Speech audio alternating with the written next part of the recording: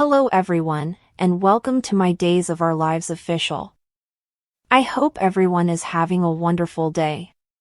Before we begin, please hit the subscribe button and give this video a thumbs up.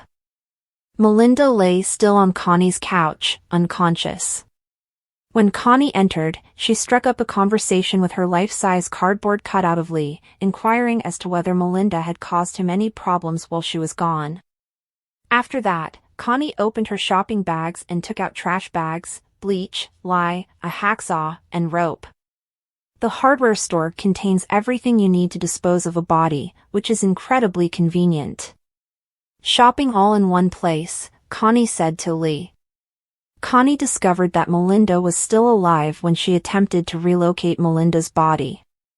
Connie was astonished that the dose hadn't killed Melinda as well because she had given Melinda the same dose that she had given Everett/Bobby. Connie decided it was time to finish her off, so she grabbed her new hacksaw and got to work. Connie was thinking of cutting Melinda's throat and asked Lee whether it was a good idea as she stood over her with the saw. Lee became animated and told Connie to stop abruptly. "Connie, put down the hacksaw. Don't murder her," Lee commanded. He wished that Connie would not have to deal with another death. Lee reasoned that Melinda and Rafe might survive after all. As a result, Connie had the opportunity to be free of the burden of 2 additional deaths. Melinda, according to Connie, would reveal that she had lied on her resume. "She's going to make me sound like some low-life criminal," Connie stated. Lee warned Connie that her acts would have to be paid for. Why did Lee care so much about Melinda? Connie pondered. Lee emphasized that Connie was important to him. "I know you're a person capable of kindness and deep compassion," Lee stated. Even after realizing that, Connie felt that Melinda knew too much and that she had to kill her. Then Lee got an idea. Later, when Melinda woke up, Lee's cardboard cutout was chained to a bed, and Connie was staring at her. "You're okay, Melinda. I will tend to your needs." "Both Lee and I are," Connie exclaimed with joy. In order to update Julie about Abigail's situation, Chad and Julie sat down in the Horton living room. He claimed that Jack and Jennifer may go back to Boston because he had already driven them to the airport. Julie was informed by Chad that the meeting with Abigail had ended in total chaos. "It went south the minute Jennifer saw Abigail's face and proclaimed, 'That is not my daughter,'" Chad added. Jennifer's response startled Julie. Chad added that he had been taken aback by Jennifer's knowledge of the DNA test and her warning that Abigail had a radically different appearance. But Chad could also see Jennifer's point of view. "It's going to take time for all of us to process this woman being Abigail," Chad informed Julie. Julie concurred that Jack and Jennifer's return to Boston was a smart decision, which thrilled Chad. She believed that Abigail would have an opportunity to try to recall Chad free from the demands of her parents' presence. Julie was curious about Chad's thought process as well. Julie wanted to know how Chad planned to explain things to Charlotte and Thomas. Julie expressed her concern that Abigail would never regain her memory.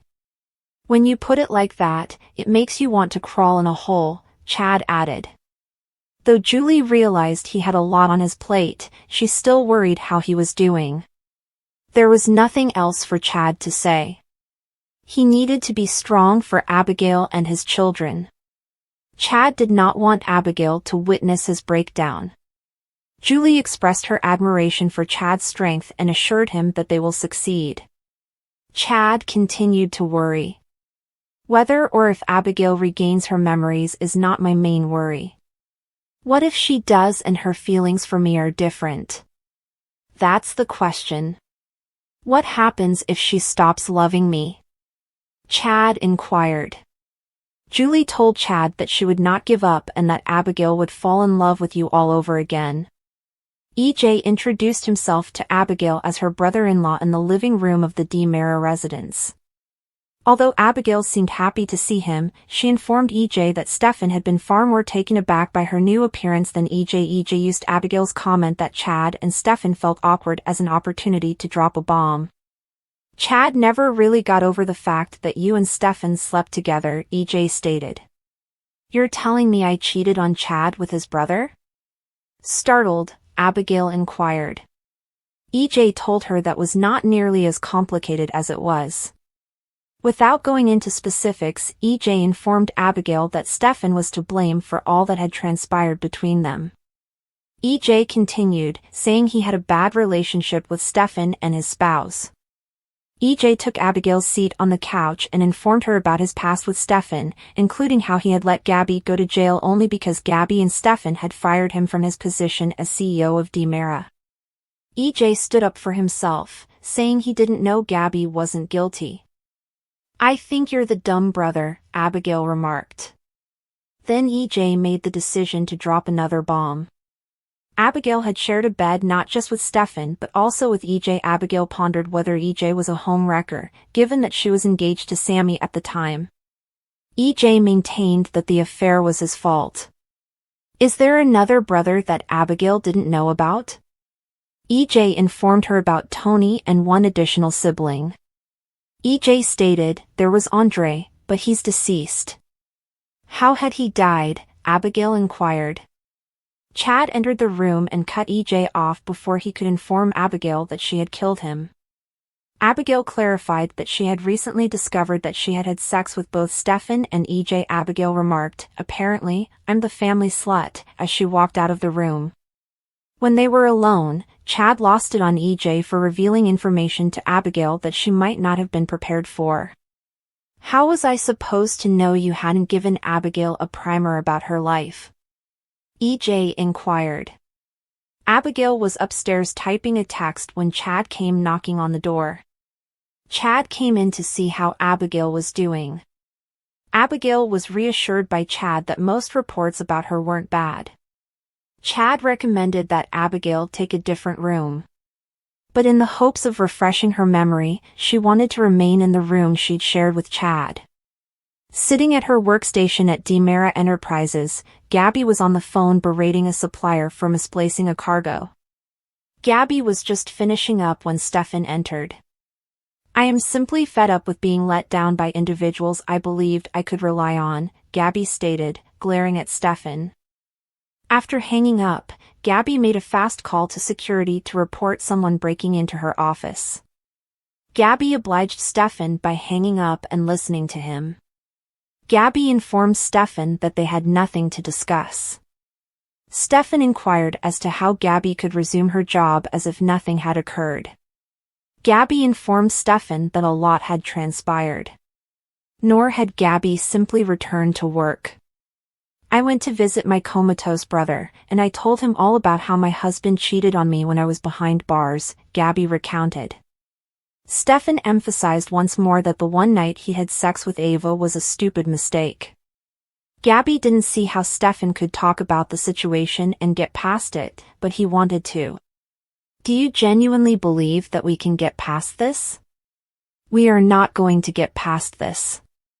I'll always remember your brief affair with Ava Vitali, Gabby stated incredulously. Although Stefan acknowledged that Gabby would always remember what had happened, he hoped he could help her comprehend. Every minute of every day while we were away, I never stopped missing you and I never stopped loving you. You truly are the passion of my existence, Stefan sobbed. Stefan asked Gabby to go home, and she seemed moved. Gabby consented, much to his relief and surprise. Stefan expressed his hope that Gabby will eventually find the capacity to forgive him. Gabby informed Stefan that she was simply heading home to pack after asking if he was done pontificating. Stefan surprised EJ by trailing behind Gabby home and barging into the living room. EJ chuckled when Gabby revealed that Stefan had slept with Ava while Gabby was in jail. EJ was ecstatic to watch Stefan and Gabby fight. Gabby hurried off to gather her belongings and head out. EJ declared that as soon as Gabby left, he would change the locks. Gabby responded by announcing that she was staying put. When Roman asked Ava about her work at the Brady pub, she revealed that she had recently lost her employment. Ava clarified that she and Gabby were having a personality issue. Roman inquired as to whether Ava's past relationship with Rafe was a factor. In response, Ava stated that it was all related to her past interactions with Stefan. Ava stated that they had simply been intoxicated and that Roman was shocked to learn that she had slept with Stefan. According to Ava, she and Stefan had never intended for Gabby to learn.